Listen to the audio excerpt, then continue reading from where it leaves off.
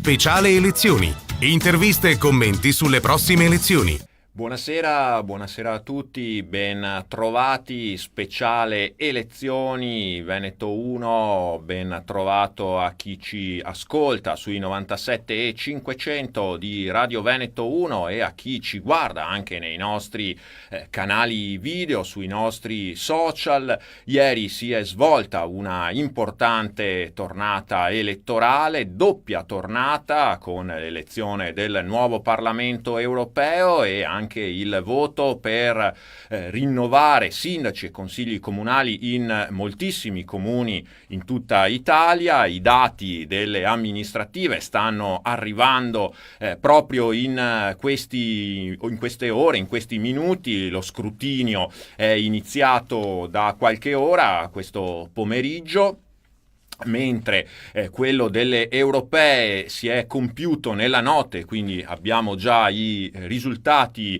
definitivi, ormai consolidati quantomeno. Per analizzarli gli uni e gli altri, qui in studio con noi una serie di ospiti che vi vado subito a presentare ringraziandoli di essere qui. Allora cominciamo con Dimitri Coin, deputato della Lega, deputato trevigiano della Lega. Grazie, buonasera. E buonasera a tutti voi. Poi Leone Cimetta, che è il vice segretario provinciale del Partito Democratico. Buonasera. E poi il consigliere regionale del Movimento 5 Stelle, Simone Scarabella. Benvenuto anche a lei. Grazie dell'invito.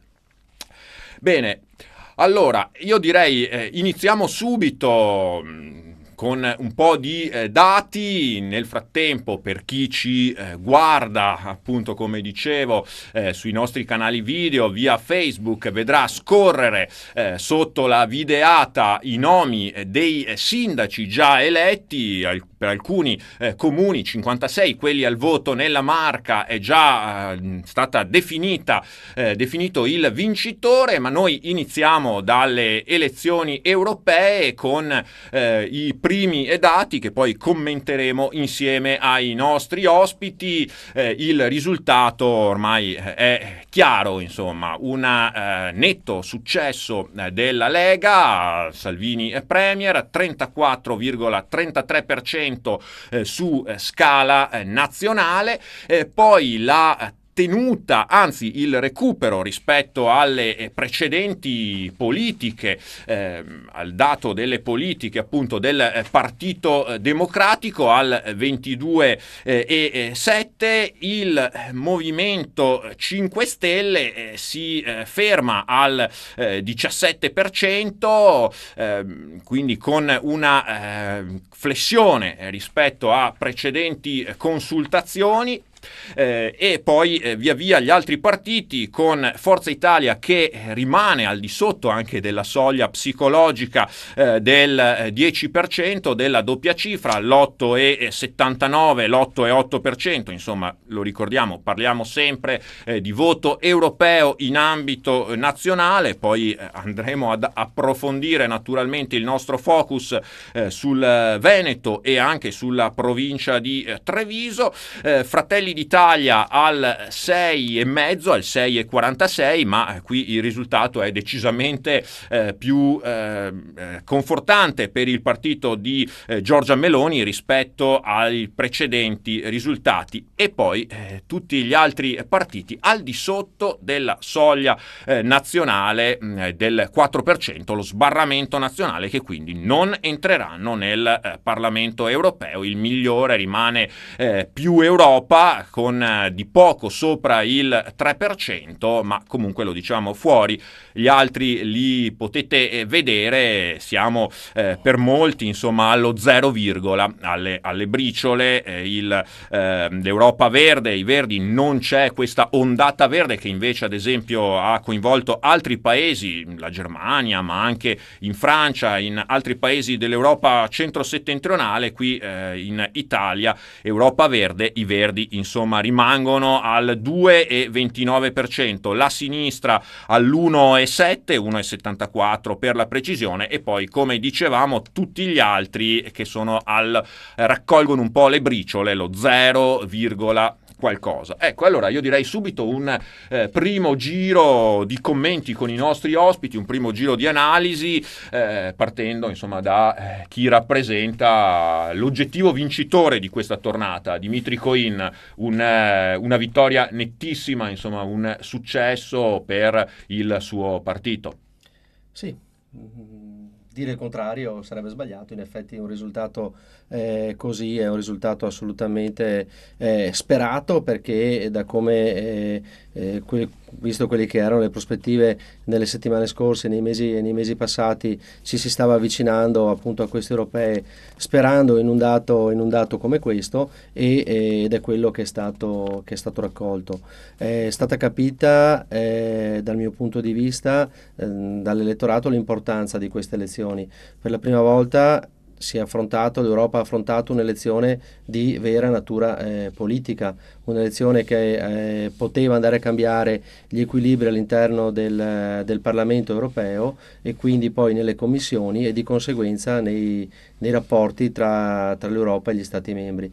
Questo è quello che è accaduto, e lo dimostrano anche i dati nella stessa direzione, con la crescita di molti partiti tipo in Francia la Le Pen, Orban in Ungheria, e quindi partiti che vengono definiti sovranisti, a volte in modo secondo me sprezzante del termine, quando invece la necessità di riportare una maggiore attenzione verso gli Stati membri da parte dell'Unione Europea sia un passaggio che i cittadini si sono sentiti richiedere con grande forza, e lo hanno fatto in questa tornata elettorale. Allora, continuiamo, andiamo in ordine, tra virgolette, anche un po' di piazzamento di voti europei e anche di posizionamento qui nel nostro studio. Ci metta, insomma, una vittoria dei sovranisti, anche se appunto Dmitry Koin ha appena detto il termine non è per nulla corretto. Il Partito Democratico a livello italiano però non è il 40% ottenuto 5 anni fa nel fulgore dell'era Renzi, però guadagnate rispetto invece ad esempio all'anno scorso, alle politiche dell'anno scorso. Sì, certamente sono tipi di elezione diversa in cui si vota per elementi diversi, l'ha detto anche Coin molto efficacemente poco fa. Qui c'era in gioco in tutta l'Europa anche un'idea diversa e diverse idee che si confrontavano fra loro di Unione Europea. Tenerla così com'era, cambiarla, mandarla tutta a remengo, erano delle idee diverse che si sono affrontate con diverse sfaccettature. Poi è chiaro che ognuno di noi dà una rappresentazione più simile alla propria idea. Vorrei precisare che a livello europeo queste elezioni non hanno segnato quello che magari era auspicato dai gruppi europei a cui fa riferimento anche la Lega, a cui fa riferimento anche il Movimento 5 Stelle, cioè si è mantenuta e probabilmente, a meno di grandi modifiche, si manterrà l'attuale maggioranza che governa il Parlamento europeo, che è una maggioranza di cui fa parte anche come forza politica nei socialisti e democratici anche il Partito Democratico. Questo ovviamente a meno di grandi mutamenti di scenario che non si prospettano. Certo, a livello nazionale questa non è stata, per quanto ci segnali una ripresa rispetto al voto delle politiche, era stato molto negativo, non è stata per noi un risultato così positivo. È evidente che il vincitore di questa consultazione, nessuno può negarlo, sia la Lega. È altrettanto evidente che questo fa parte per noi di un processo anche di ripresa, di riavvicinamento anche ad alcune tematiche, che ha segnato anche il nuovo corso con l'elezione di Nicola Zingaretti alla segreteria. Per noi questo è un passaggio, una pietra miliare. Crediamo anche che anche per i partiti di governo questo sia un passaggio che ovviamente aprirà anche elementi che dovranno verificare al loro interno, e che sia anche normale che le forze di governo sommate abbiano un consenso importante a un anno del proprio insediamento. È successo la stessa cosa anche al PD nel 2014, non c'era solo Renzi ma eravamo anche il governo, quello che si chiama effetto anche luna di miele. Non è detto che continui così anche nei prossimi mesi, nei prossimi anni, ovviamente dipenderà da voi, dipenderà anche da come noi imposteremo l'opposizione.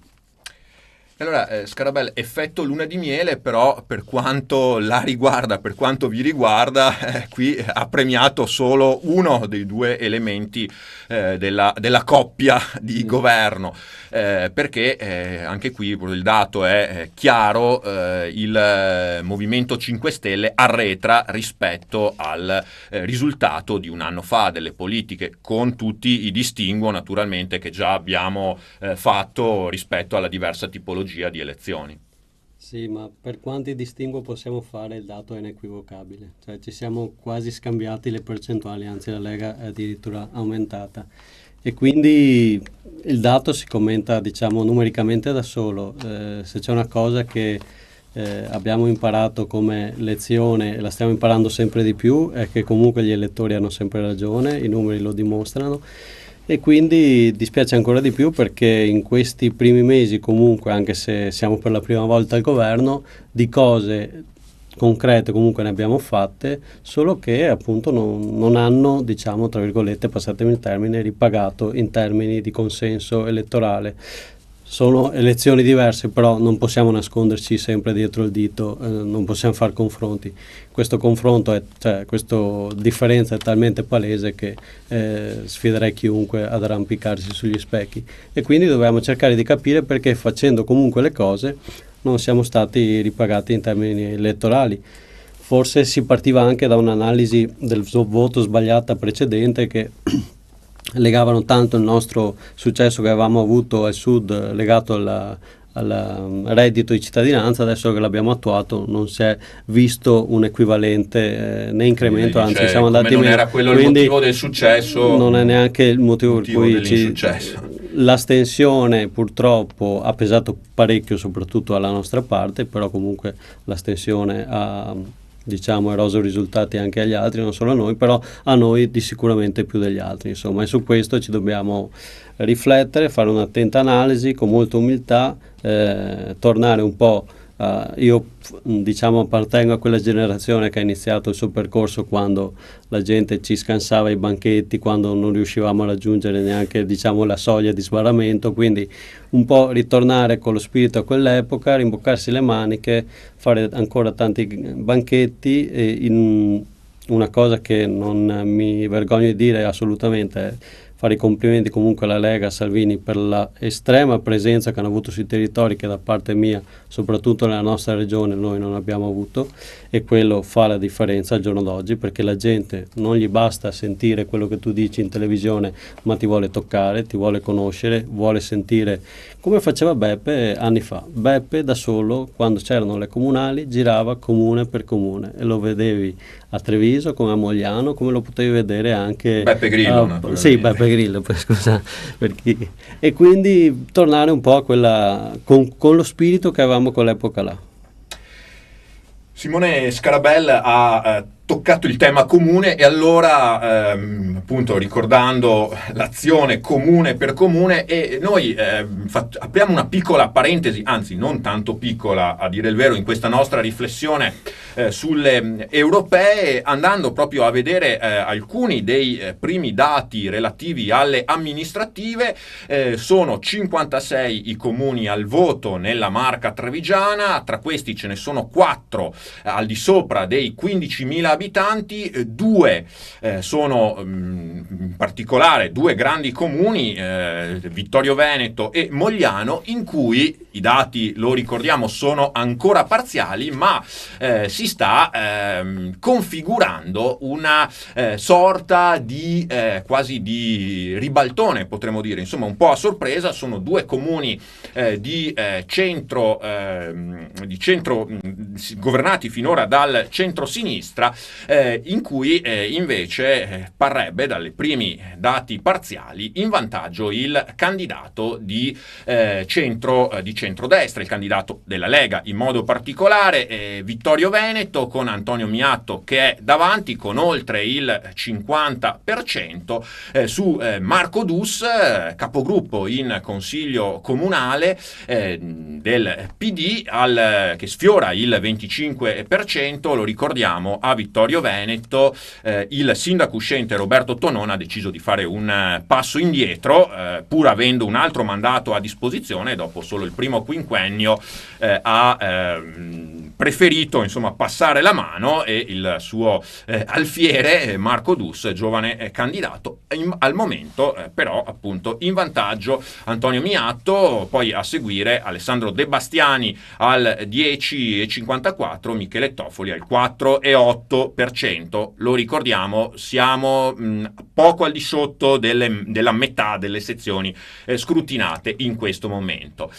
E Lega in vantaggio anche a Mogliano, altro comune governato dal centro-sinistra. Anche qui il candidato del Carroccio e del centrodestra, però al momento, quando siamo a un terzo delle sezioni, 10 su 30 che hanno comunicato il proprio risultato, Davide Bortolato è al 49,9% contro il 43% del sindaco uscente Carola Arena. Poi la terza sfidante, il terzo incomodo, Roberta Longhin al 6,64%.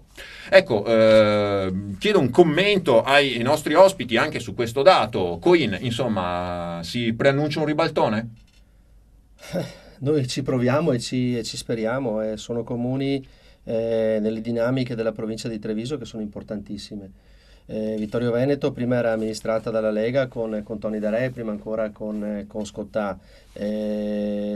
Tutto è stato travolto dall'ondata renziana di 5 anni fa e sembra che insomma questa volta si stiano le cose ribaltando. Aspettiamo il dato finale, perché siamo sul filo di lana, e poi eventuali ballottaggi sappiamo che sono un'altra partita, una partita completamente diversa.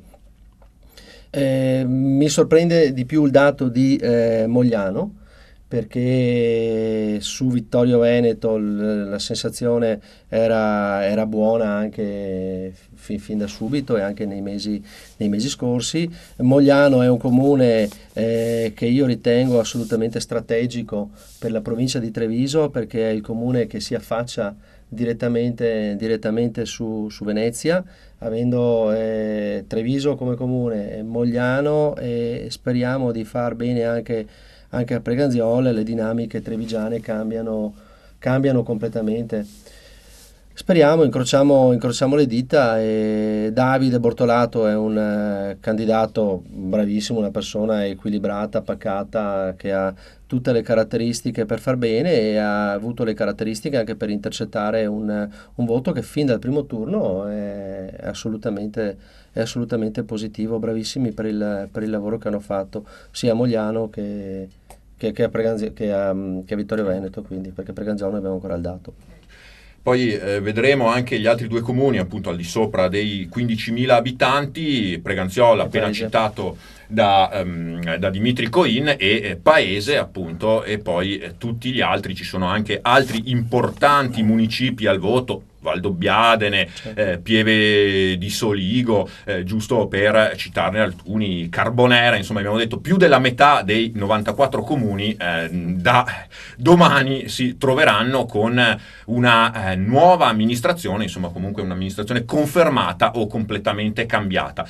Ecco, Leone Cimetta, qui arriva il difficile, appunto, due comuni importanti che avete governato come Partito Democratico e come coalizione di centrosinistra negli ultimi 5 anni. Lo ricordavamo prima, Vittorio Veneto, comunque strappandolo a una amministrazione quindicinale del centrodestra, della Lega in modo particolare. Mogliano invece è una roccaforte. Strappato anche quello però 5 anni fa, perché prima c'era ancora, certo, però insomma ha una lunga tradizione. Esatto, c'era stata una parentesi, diciamo. Eravamo più noi che l'avevamo strappato alla storia. Sì, anche questo.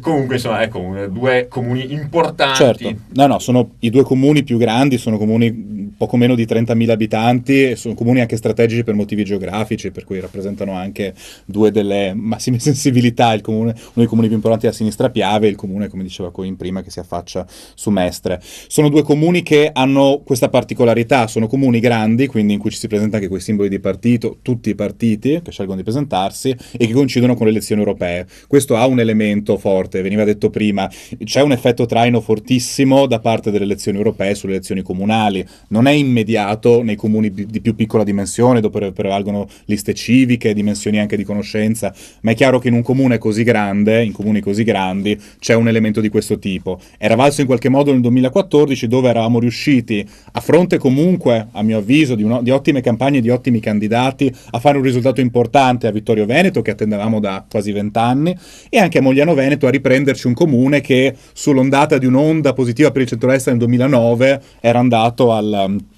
Lega nella fattispecie, ad Azzolini, ma comunque a un'amministrazione di centrodestra. Quest'anno, posto il fatto che ovviamente i dati non sono ancora definitivi, e vedo che il dato di Mogliano comunque potrebbe preludere a un ballottaggio, perché esatto, vedo che è intorno al 50%, quindi ricordiamolo, se nessuno otterrà più la maggioranza assoluta al primo turno, naturalmente si andrà al ballottaggio in questi comuni.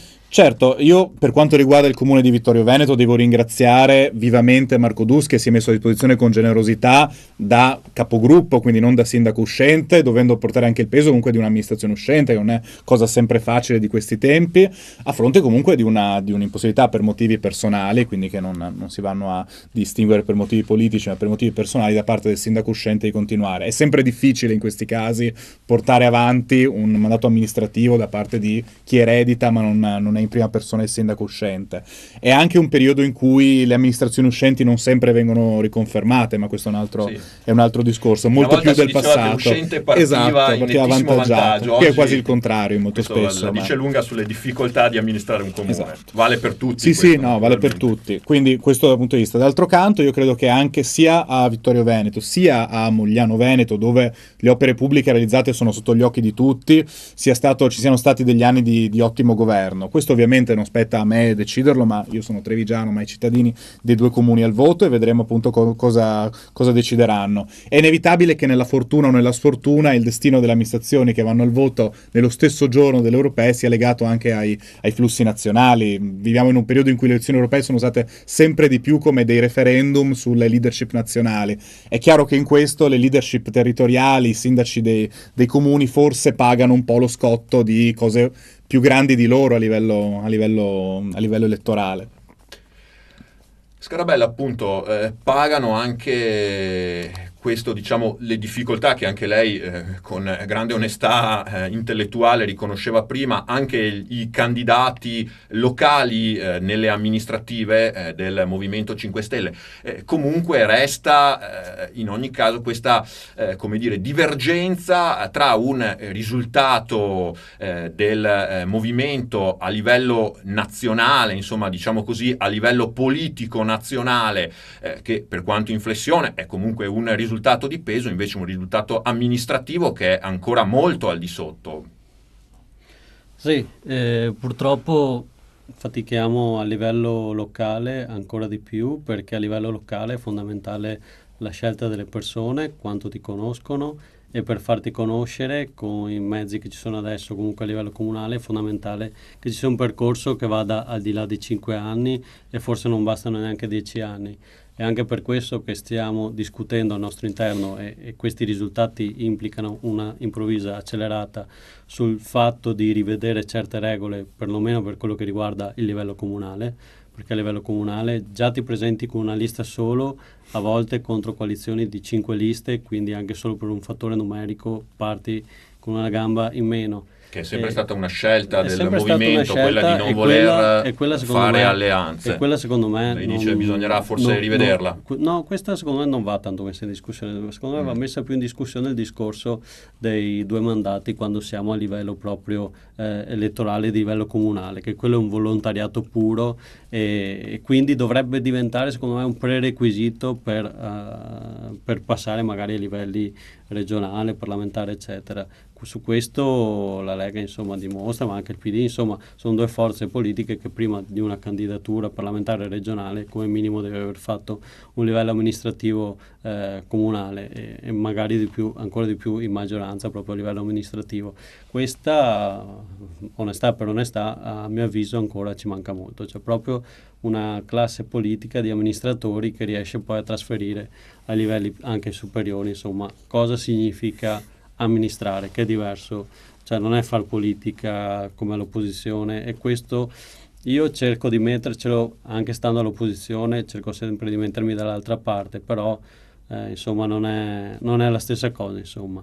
Quindi su questo anche dobbiamo fare un'evoluzione, e diciamo chissà che questo risultato non sia quella scossa che ci serviva, magari quel colpo che ti lascia un attimo intontito, però dopo dici ok, adesso le ho prese, però adesso ho imparato, cioè avendo fatto 7 anni di karate a volte le prendi ma poi impari subito, anzi impari meglio a come fare per schivarle, o quantomeno a ribattere.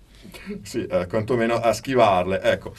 Molto bene. Allora abbiamo visto i dati di Vittorio Veneto e di Mogliano, poi andremo ad esaminare anche gli altri comuni. Preganziola e Paese sono un po' in ritardo con gli scrutini, quindi i dati sono ancora molto parziali, un numero minimo di sezioni, dunque sarebbe abbastanza aleatorio anche commentarli, perché tutto può cambiare. Attendiamo che la situazione, che il trend si definisca un po' meglio per vedere un attimo cosa sta succedendo anche negli altri 2 grossi comuni al voto, gli altri 2 centri maggiori appunto nella nostra Marca Trevigiana al voto amministrativo.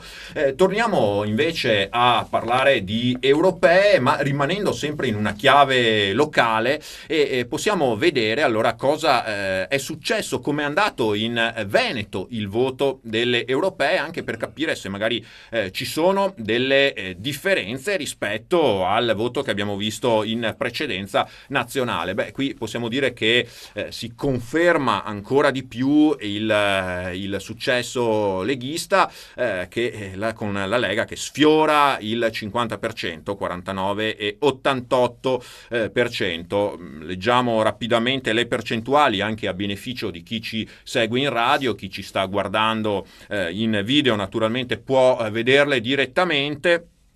Anche qui i partiti maggiori, il 49,8%, 49,9% della Lega, poi il PD al 18,94%, il Movimento 5 Stelle all'8,91%, i Fratelli d'Italia al 6,76%, che viene così il sorpasso su Forza Italia, che si ferma poco sopra il 6%, 6,05%. Dopodiché c'è, potremmo dire, un solco nettissimo, perché nessuno degli altri partiti arriva al 3%, quindi davvero un divario nettissimo. Le prime 5 forze fanno man bassa, e fa man bassa, Dimitri Coin, soprattutto la Lega. Insomma, avete sfiorato la maggioranza assoluta in Veneto. Peccato non averla toccata, soglia psicologica.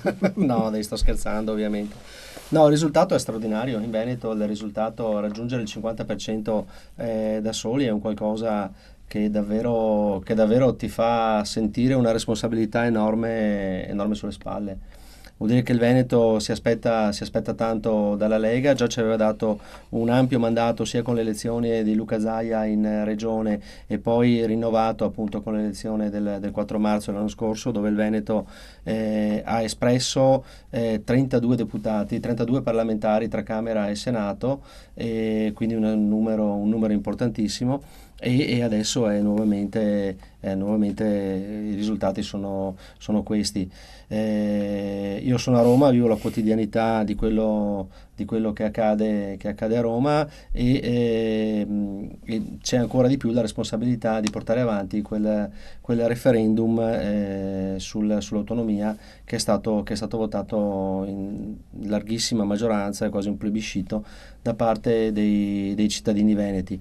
Siamo ancora in fase di trattativa tra la regione appunto e lo Stato. Speriamo che, ovviamente non è la regione che fa resistenza, è chiaro che c'è lo Stato dall'altra parte che magari vuole mettere a punto qualcosa in più. Noi non vediamo l'ora che arrivi alla Camera per poterlo sostenere, e io all'interno di questo 50% di consenso colloco anche una fetta importante di aspettativa su questo referendum.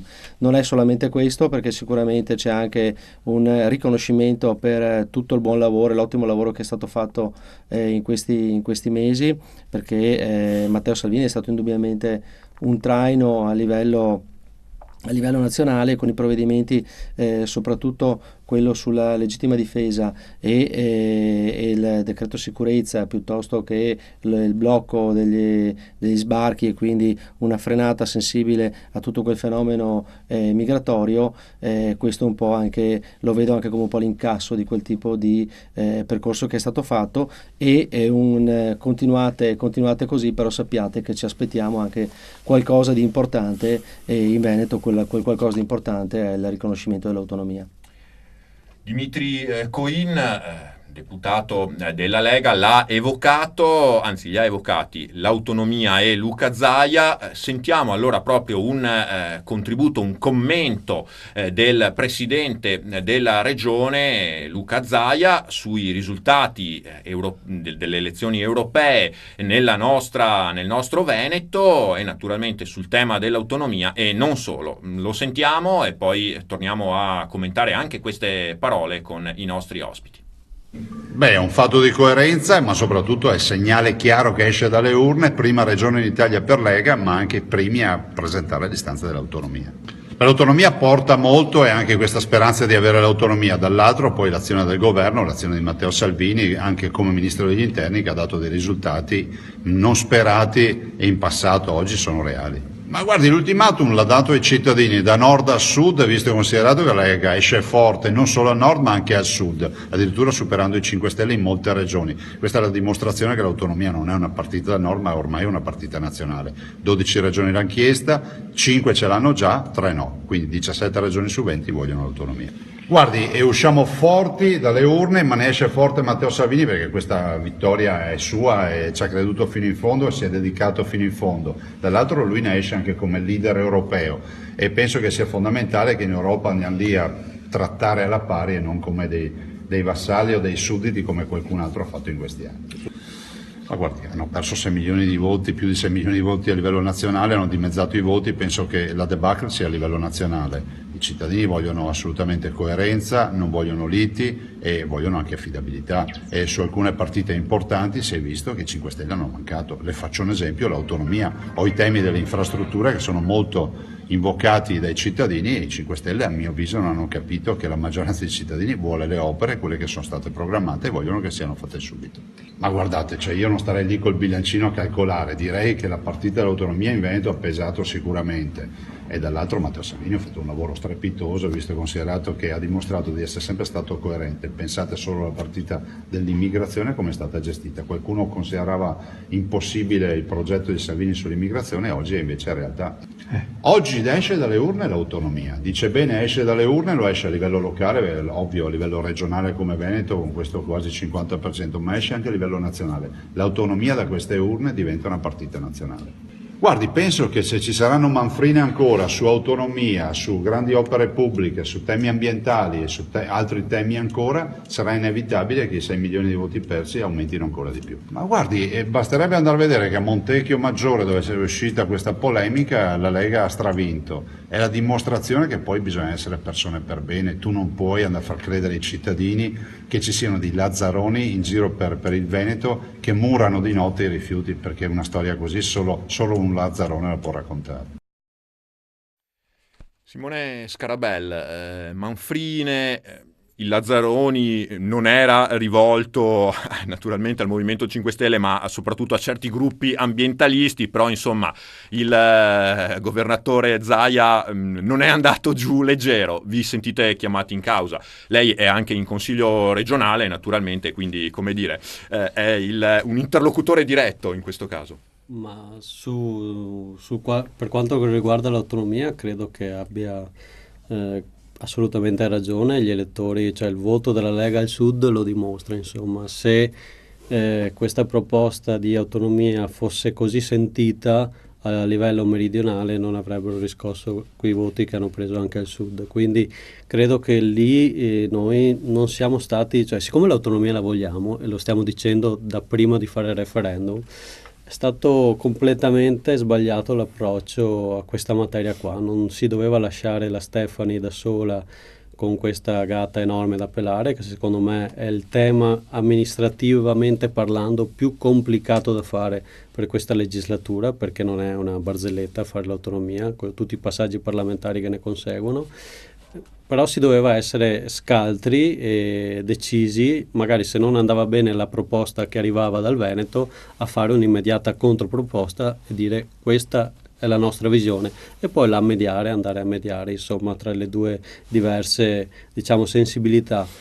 Non facendo così c'è stata messa addosso la maglietta che noi non vogliamo l'autonomia, che è del tutto sbagliato in termini sia di concreti, perché ripeto, l'autonomia abbiamo spinto per farla, abbiamo fatto campagna elettorale, siamo andati a votare, l'abbiamo sempre detto, insomma questo sicuramente in Veneto ha pesato.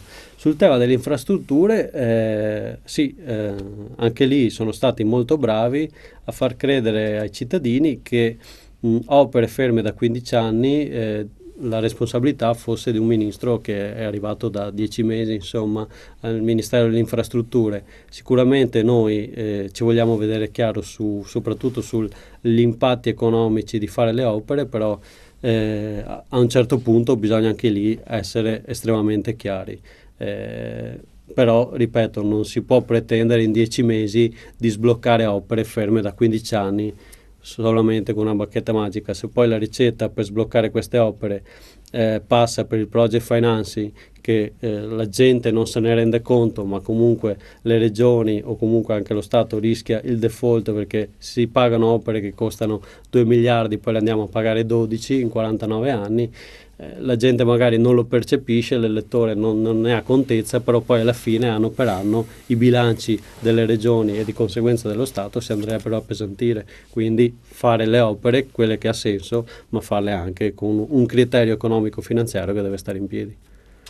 Leone Cimetta, quanto hanno pesato i temi autonomia, infrastrutture in Veneto anche su questo voto, secondo lei? Ma io non so quanto abbia pesato il tema delle infrastrutture, su cui per esempio, lo dico tranquillamente, in Piemonte, che era l'unica regione in cui si votava, i due candidati governatori dei due principali partiti hanno la stessa posizione, c'è un forte sì alla TAV, per cui in realtà questo è un tema su cui secondo me si differenzia più il Movimento 5 Stelle in alcune regioni, tranne forse in Puglia con la posizione del governatore emiliano, ma qui in Veneto non credo abbia pesato molto. Probabilmente l'autonomia ha pesato, però guardi, quello credo sia un tema su cui, e spiace dirlo perché io ho grande stima sia di Coin che di Scarabel, ma il problema principale a mio avviso diventa che se ci sono due forze di governo che si sono presentate diversamente alle elezioni, quindi non in coalizione insieme, e vanno al governo, capisco all'inizio, nei primi mesi, tirare con questa melina, questa manfrina eterna per cui c'è un gioco delle parti, per cui uno è più d'accordo su un tema, uno più sull'altro, c'è una mediazione e queste mediazioni poi si risolvono stranamente al termine di consigli dei ministri in cui c'è da spartirsi poltrone sotto poltrone e nomine nelle aziende dello Stato. Però alla fine, dopo 10 mesi, perché sono passati ormai 11 mesi, andiamo verso l'anno all'inizio di giugno di governo, i grandi nodi, e quello dell'autonomia è uno di questi grandi nodi, devono venire alla luce. Cioè mi fa piacere che a questo livello, cioè a livello Veneto, la posizione del Movimento 5 Stelle, la posizione della Lega siano, non dico coincidenti, ma siano convergenti. Ma allora non si capisce perché su questo tavolo a Roma, e non devo dirlo io che sono all'opposizione, ma su questo tavolo a Roma non si riesce ad andare avanti e entrambe le forze politiche spiegano ai loro elettori no, ma sono gli altri che stanno bloccando tutto. Questa cosa va bene per i primi mesi, può funzionare per i primi mesi, però alla lunga, secondo me, la gente capisce che c'è una volontà di non portare avanti il tema, e non credo che siano le forze politiche a livello veneto che non le vogliono portare avanti. Credo ci sia un interesse da parte, per esempio, della Lega Nazionale per l'interesse a mantenere anche i voti al sud, che non so se vogliono tutti l'autonomia. Credo ci sia anche lì un'esigenza di sicurezza che va su quel tipo di proposte politiche che sono state portate avanti da Salvini più che sull'autonomia negli ultimi anni. Un'istanza di sicurezza secondo me mal rappresentata, perché dire ai cittadini che è opportuno tenersi le armi a casa perché lo Stato probabilmente non è in grado di farle non credo sia la vera sicurezza, ma questo è soltanto un inciso. Ma il tema secondo me dell'autonomia è il tema principe cardine del perché questo tipo di governo non sta dando risposte al paese, perché non ha al suo interno degli elementi abbastanza omogenei, possiamo dire, che la pensano abbastanza nello stesso modo, da portarli avanti concretamente. Si finisce sempre in queste scaramucce.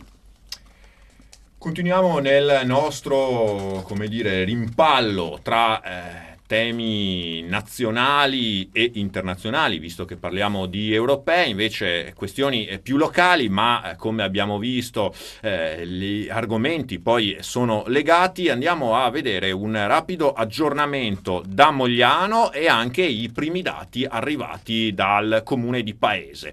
Eccoci qui a Mogliano, insomma, con oltre metà delle schede scrutinate. Abbiamo il candidato della Lega del centrodestra Davide Bortolato che è al 48,75, anzi 48,75%, il sindaco uscente del PD del centrosinistra Carola Arena che supera il 44%, poi Roberta Longhin al 6,5%. Quindi a Mogliano, insomma, siamo ancora in un testa a testa tra i due principali candidati. La situazione a Paese con Katia Uberti che è nettamente in vantaggio al 48,9%, sugli altri due sfidanti Martino De Marchi al 27,4% e poi Rossella Lorenzotto al 24%. Ecco, rapidissimo commento anche dai nostri ospiti, insomma, Mogliano testa a testa, ma soprattutto su Paese, anche qui insomma c'è un rischio quasi, tra virgolette, insomma, di una vittoria quasi al primo turno. Dimitri Coin. Vediamo come evolve, cioè il dato attuale sono 2 ballottaggi. I ballottaggi sappiamo che sono sempre una partita ex novo. Abbiamo visto tante volte risultati che poi vengono stravolti. Speriamo insomma non sia il caso, speriamo di chiuderle entrambe al primo turno. I ballottaggi andrebbero secondo me evitati, addirittura secondo me la legge elettorale che riguarda i comuni andrebbe cambiata. In regione, che è una realtà assolutamente più grande, si vota con un turno secco, chi prende un voto in più vince, e quindi secondo la stessa logica dovrebbe essere così anche nei comuni sopra i 15.000 abitanti. La regola è questa dei ballottaggi, e quello che vedo si profilano dei ballottaggi anche se con forchette abbastanza ampie, specie su Paese, però questo è il dato. Dopo, casomai, quando hanno finito il giro sul commento a poi proposito, ritorniamo perché sui temi nazionali. È stato buttato parecchia carne. Si è preso degli appunti per rispondere, e ci torniamo senza dubbio. Concludiamo molto rapidamente questo commento flash, insomma, ci metta a Paese, come la vede? Sì, vedo che sono ancora 2 sezioni su una quarantina. È ancora prestissimo. Sicuramente. Credo che lì, ovviamente, essendo il comune tra i 4 sopra i 15.000 abitanti, che partiva con un'amministrazione, diciamo, in cui la forza che ha vinto le elezioni europee era già avvantaggiata, era già al governo, si partiva con una situazione avvantaggiata. Noi abbiamo provato comunque a portare avanti un'idea diversa di Paese. Rosella Lorenzetto, secondo me, ha fatto un lavoro straordinario nel far emergere alcune contraddizioni anche in seno alla maggioranza che amministra il comune. Vedremo se questo lavoro sarà premiato. Poi è chiaro che i cittadini diranno la loro. Credo che comunque se si andrà attorno a un ballottaggio sarà interessante capire se sarà la nostra candidata Rosella Lorenzetto, che vedo dai vostri dati risultava terza, dai dati che mi arrivavano con qualche sezione in più risultava al secondo posto. Erano lì, in effetti, certo, appunto, pochi punti percentuali, come certo. Giustamente si diceva, siamo alle prime sezioni, quindi basta una sezione in più per esatto. Cambiare tutto. Vedo invece che su Mogliano comunque si è ridotta leggermente la forbice, da 49,8 a 43 è diventato un 48,7 a 44, vedremo un 46, esatto, quindi un 49 a 45, esatto, idealmente, per cui può ancora succedere di tutto. Abbiamo già un'indicazione, un trend, siamo a 19 sezioni su 30, quindi c'è già un trend un po' più approssimato, alla realtà. Scarabella, a voi piace questa legge comunale in doppio turno o andrebbe anche lei al turno secco? Diciamo che dove noi siamo andati al ballottaggio siamo quasi sempre usciti vincitori, quindi se dobbiamo guardare, diciamo, come posso dire, tornaconto politico, sicuramente ci dà un vantaggio in più questo doppio turno, diciamo. Comunque non è un termine che mi appassiona, cioè credo che comunque a livello nazionale possano comunque fare una riflessione, finché la legge è questa, ovviamente bisogna fare i conti con questa legge qua. Su Mogliano ovviamente io faccio il tifo per la terza incomoda, la nostra Roberta Longhin, che è l'unica lista l'unico comune dove siamo riusciti a presentare la nostra lista. Spero che riesca a entrare in consiglio comunale per portare comunque la nostra voce in un comune strategico per la provincia di Treviso. Attualmente al 6,3% dei suffragi. E allora ci avviamo verso la conclusione di questa prima parte di questo nostro speciale. Torniamo un po' da dove avevamo cominciato, con i temi nazionali ed europei. Coin, insomma, tornando al tema nazionale, prima Cimetta diceva altro che Zaia che dica manfrine, siete voi che dovete finire le manfrine. Beh, di cose ne abbiamo fatte tante, parto un po' da lontano, di cose ne abbiamo fatte tante, però l'unica che non abbiamo fatto è quella di dire che i cittadini possono tenersi le armi in casa.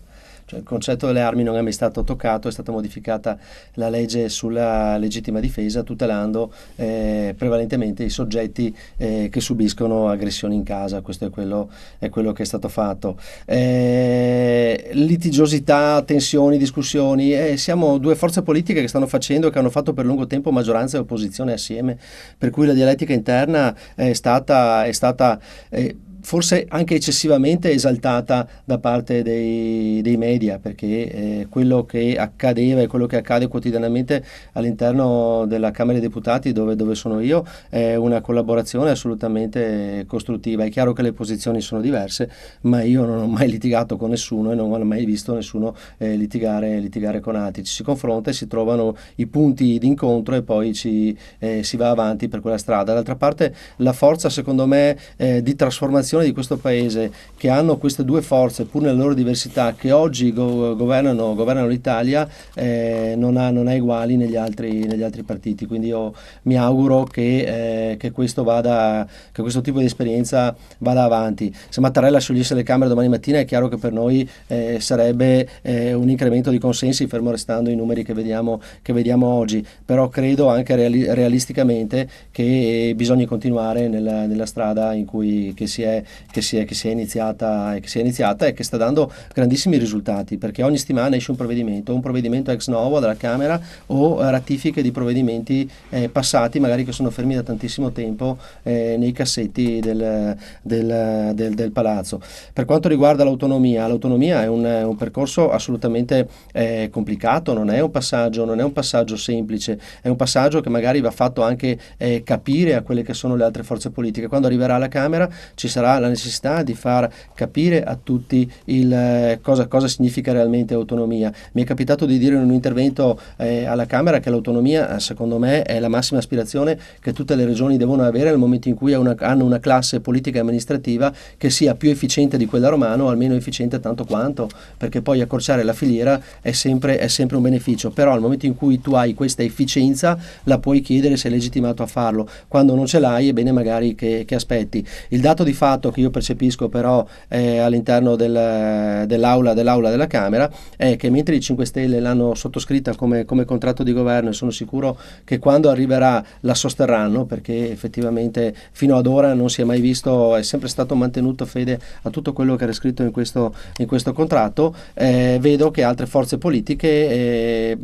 percepisco che non la sosterranno.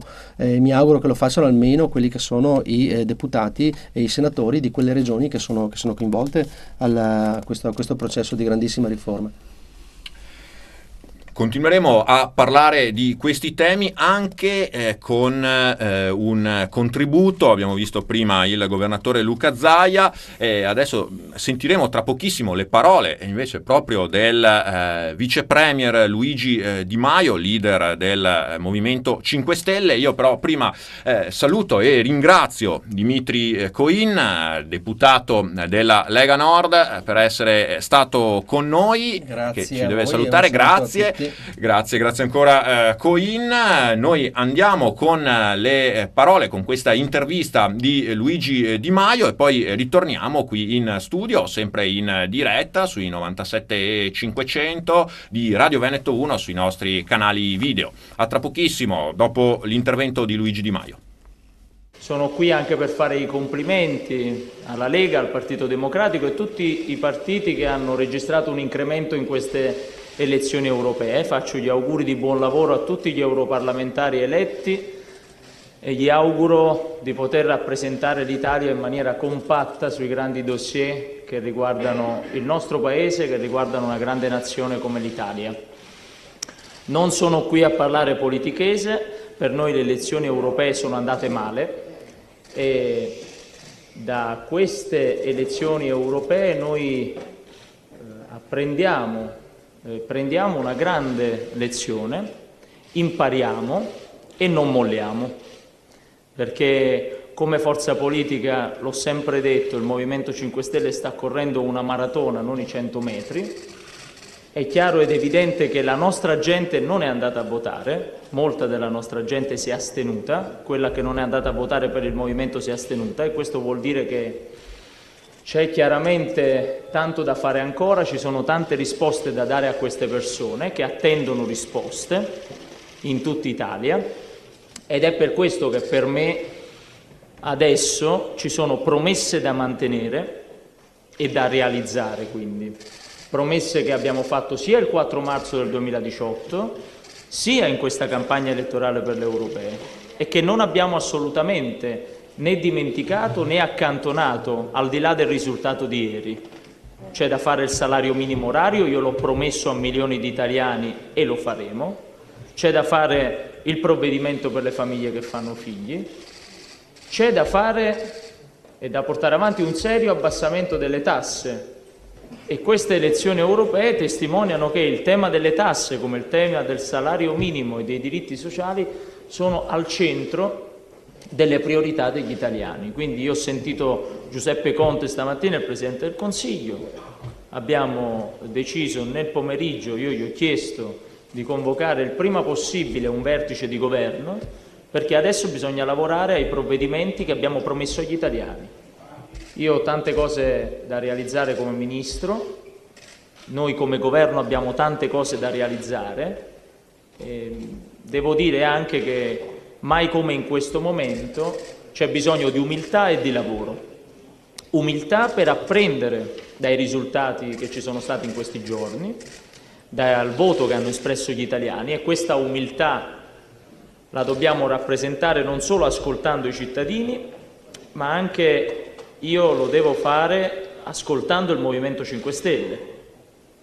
È il momento di dare seguito al progetto della nuova organizzazione, ma è il momento in cui, mai come in questo momento, il Movimento ha bisogno di tutti, ha bisogno della forza di tutti, e che tutti possano partecipare a questo momento di riorganizzazione del Movimento 5 Stelle, una riorganizzazione che deve portare il Movimento molto più vicino ai territori e con molta umiltà nei prossimi giorni mi metterò al lavoro per organizzare degli incontri sul territorio con i gruppi del Movimento in ogni regione, ascoltare e cercare di dare un'organizzazione al Movimento che lo renda più efficace e più efficiente, ma anche un'organizzazione che possa tutelare in maniera ancora più forte l'identità del Movimento, un'identità a cui non rinunciamo.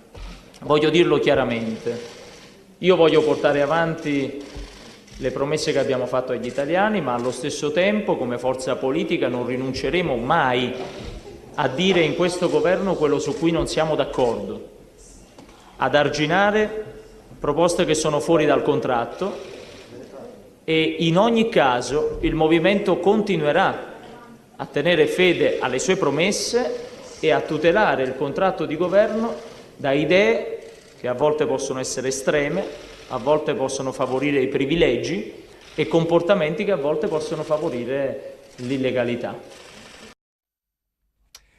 Queste erano le parole di Luigi Di Maio, vice premier, leader politico del Movimento 5 Stelle, a commento naturalmente del voto europeo. Io innanzitutto saluto un nuovo ospite che ci ha raggiunto qui in studio, il sindaco di Treviso, Mario Conte. Benvenuto, grazie, buonasera sindaco. Però prima vorrei chiedere un commento a Simone Scarabell su questa analisi di Maio, partendo, Scarabell, se è d'accordo, proprio anche dalla conclusione di Di Maio, insomma, terremo fede alle promesse. Ecco, cosa succederà adesso, secondo lei, sentendo Di Maio, che tra l'altro ha usato dei termini che aveva citato anche lei prima, umiltà, lavoro, per quel che riguarda il Movimento 5 Stelle, assicurando che non cambierà nulla negli equilibri di governo. Lei è d'accordo? Beh sì, diciamo che non l'ho detto solo Di Maio, l'ho detto anche Salvini sulle ripercussioni del voto sul governo. Diciamo che finché entrambi manterranno fede a quello che sta scritto nel contratto, secondo me questo governo non è minimamente in discussione. Quello che deve cambiare da parte nostra, come ha detto Luigi Di Maio, è un atteggiamento diverso, avvicinarci di più, ancora di più al livello territoriale, pensare a lavorare, a fare le cose e riuscire a trasmettere quello che stiamo facendo, perché questo governo anche nei suoi primi quasi 11 mesi, quasi un anno, comunque ha fatto un sacco di cose. Gran parte delle cose che ha fatto questo governo erano, diciamo, più dalla parte nostra, diciamo, del contratto. Forse non siamo stati in grado di trasmetterle, perché quando fai tante cose è difficile comunicarle tutte in maniera, diciamo, precisa e puntuale. Insomma, magari paga di più fare una o due cose, caricare tutta la comunicazione su quello, però tralasciamo le tecniche di comunicazione, tutte queste robe qua. C'è un sacco di cose ancora da fare, dal salario minimo, abbiamo detto prima il discorso dell'autonomia, la riforma fiscale, quindi bisogna solamente concentrarci sul lavoro. Se appunto i cittadini vedranno che appunto dalle promesse conseguono cose concrete, credo che ci sarà soddisfazione sia per il Movimento 5 Stelle e credo che ancora di più per la Lega, non so se serve, perché comunque ci saranno soddisfazione da entrambe le parti. Approfitto, visto che è arrivato qui il sindaco Conte, per congratularmi comunque anche con lui per il risultato che ha avuto la Lega, e come dicevo prima questo deve servire a noi a darci, come quando succede che prendi un colpo alla box, ti sistemi un attimo e poi si riparte e via col lavoro. Cioè dobbiamo solamente preoccuparci di fare le cose che ci chiedono i cittadini. Attendiamo allora il prossimo round di questo incontro. Io ringrazio Simone Scarabella, consigliere regionale del Movimento 5 Stelle. Grazie Scarabella. Visto che abbiamo parlato anche di comuni, abbiamo qui esponenti politici e soprattutto amministratori locali, noi andiamo allora adesso a vedere una carrellata dei risultati principali nei vari comuni al voto nella Marca. Stanno via via arrivando un po' tutti i risultati. L'unico problema forse c'è un po' a Preganziol, che era già successo con le europee. Insomma, evidentemente c'è qualche problema nella macchina di scrutinio, è un po' in ritardo uno dei 4 comuni, ma intanto insomma concentriamoci sugli altri e poi parleremo anche con i nostri ospiti di questo tema. A Vittorio Veneto il candidato del centrodestra Antonio Miatto in testa, 58,5%, su Marco Dus 25, quasi sfiora il 25 Dus. Ecco, questo sarebbe, se venisse confermato, però lo ribadiamo ancora una volta, siamo a meno della metà delle sezioni scrutinate, 12 su 33, però se questo trend venisse confermato, Vittorio Veneto tornerebbe al centrodestra al primo turno senza nemmeno bisogno del ballottaggio. A Mogliano invece si profila il ballottaggio, un testa a testa tra Davide Bortolato, centrodestra, e Carola Arena, sindaco uscente, centrosinistra. Qui la differenza è piuttosto risicata, insomma siamo nell'ordine dei 3-4 punti percentuali quando siamo a una ventina di sezioni scrutinate su 30, quindi le cose possono ancora cambiare. Proseguiamo con gli altri paesi, le altre amministrazioni. Katia Uberti a Paese è in testa con il 47,75%. Siamo però qui dati ancora molto parziali, siamo a meno di un terzo delle sezioni, 5 su 18, poi per il resto è un testa a testa tra Martino De Marchi e Rossella Lorenzetto, rispettivamente al 24 e al 26 e al 24%. Ponte di Piave, Paola Roma al 59,16 e Alvise Tommaseo Ponzetta al 40,8. Qui siamo nei comuni, iniziamo con i comuni al di sotto dei 15.000 abitanti, quindi chi prende un voto in più in questo caso verrebbe eletto, e quindi Paola Roma è il sindaco di Ponte di Piave a 59 con il 59% dei voti. Proseguiamo con ulteriori comuni. A Pederobba, dove però mancano ancora 2 sezioni, Marco Turato avanti con 59,85% dei consensi su Luciana Fastro. Turato esponente del centrodestra, rappresentante del centrodestra. Fastro invece appunto è della coalizione espressione del centrosinistra al 40,15, quindi al momento un netto vantaggio di Marco Turato. Altri comuni della Marca Trevigiana, un altro grande comune, anche se siamo, lo ribadiamo, al di sotto della soglia dei 15.000 abitanti, però un altro importante comune della cintura urbana di Treviso, del capoluogo, Stefania Sartori, 64,6%, Antonio Chinellato invece al 35,4%. Proseguiamo ancora, andiamo a Asolo. Qui il risultato è definitivo e Mauro Migliorini reggerà il municipio del Borgo dei 100 Orizzonti anche per i prossimi 5 anni, riconfermato il sindaco uscente al 52,5%. Lo sfidante Edoardo Bernini prende il 30%, qualche spicciolo di punto in più, e Nico Basso invece è al 15,5%. Asolo, lo ribadiamo, il voto è definitivo, il risultato è definitivo, Mauro Migliorini confermato sindaco. Ancora a Valdobbiadene, altro grosso comune, anche qui si profila una riconferma netta del sindaco uscente Luciano Fregonese al 72,53%, Rita Zago al 15,8%, Anna Spinnato invece all'11,6%. Mancano ancora 3 sezioni, ma insomma il vantaggio di Fregonese sembra decisamente incolmabile. Altri 5 anni di mandato per lui si profilano.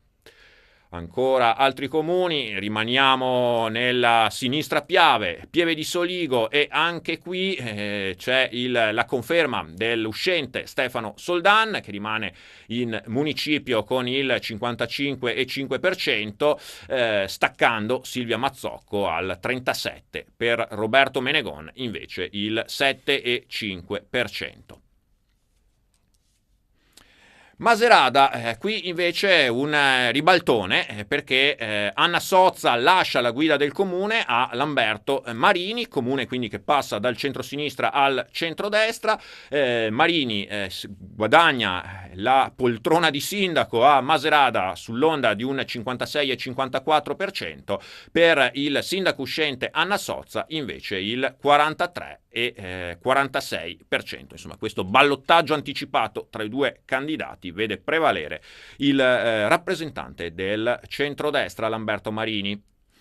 Proseguiamo ancora in questa rapida carrellata a San Vendemiano, altra riconferma, Guido Dussin, esponente leghista al 63%, il 37% Giorgio Bettin, quindi anche Guido Dussin, altro sindaco riconfermato a San Vendemiano.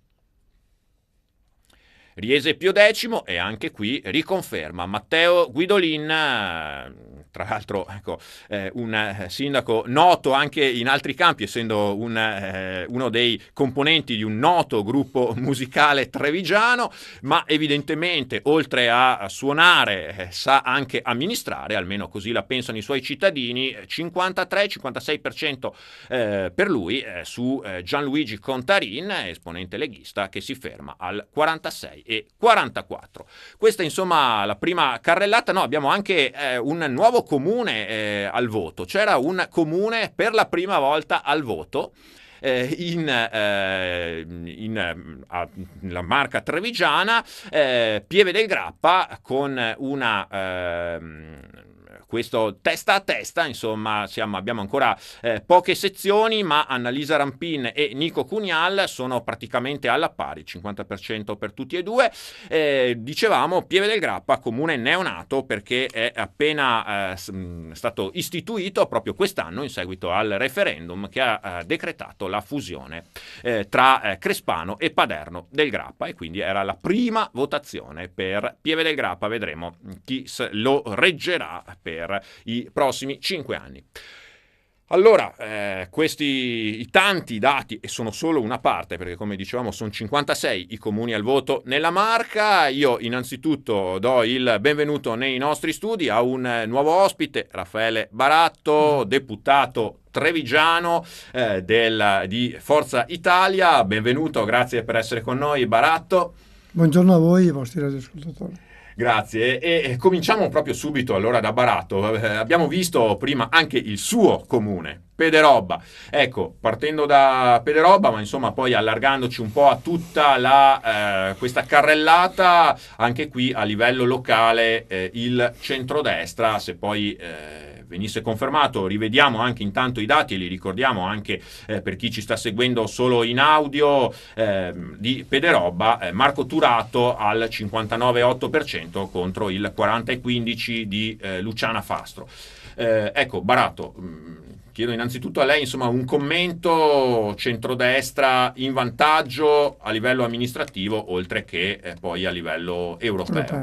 Sì, io credo che il centrodestra, tra l'altro, dove amministra insieme, lo fa molto bene, perché ha degli amministratori che finora hanno dimostrato di saper amministrare. Io volevo anche fare gli auguri per i prossimi 5 anni al mio sindaco, che ha vinto anche con largo margine, per cui vuol dire che i 5 anni precedenti ha amministrato in maniera lodevole, anche perché sappiamo che i cittadini ti rivotano se amministri bene, altrimenti sicuramente non sarebbe stato rivotato.